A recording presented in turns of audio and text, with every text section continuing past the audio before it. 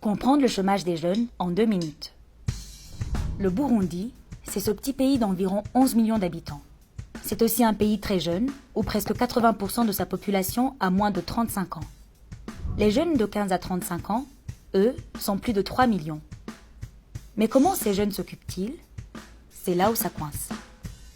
En 2015, 60% des jeunes burundais n'avaient pas d'emploi. Et 2 ans plus tard, en 2017, le chômage augmente encore. 65% des jeunes n'ont pas de travail. Mais pourquoi l'emploi des jeunes semble être un problème insoluble?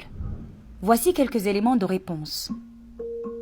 Premièrement, la croissance économique du pays est instable et ne suit pas la croissance démographique. Alors que la population est passée de 3,5 millions en 1970 à 11 millions en 2018, sur la même période, la croissance annuelle du PIB, elle, a été très irrégulière. Deuxièmement, notre système éducatif est inadapté. Selon une étude sur l'état des lieux de l'emploi des jeunes au Burundi, le système éducatif se concentre sur des formations scolaires et universitaires générales. Or, le pays devrait plutôt mettre l'accent sur des domaines techniques et professionnels, ainsi que dans les sciences de la vie. Une autre raison, c'est l'instabilité politique. D'abord, elle relègue au second plan le défi de l'insertion des jeunes sur le marché du travail.